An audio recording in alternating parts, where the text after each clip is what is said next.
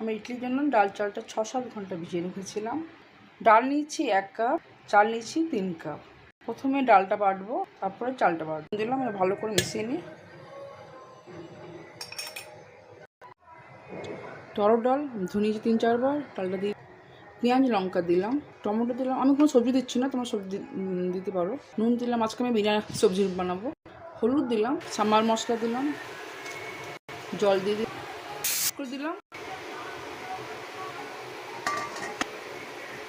একটু গরম জল, তেঁতুল দিলাম, সর্ষে দিলাম, লঙ্কা দিলাম, কারি পাতা দিলাম, হিং দিলাম, ডালে দিয়ে দিলাম, একটু নারকেল দিচ্ছি করে। সাম্বার রেডি।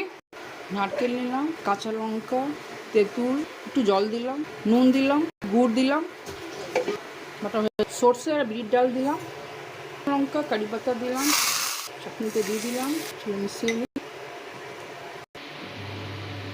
ইডলি সাম্বার চাটনি।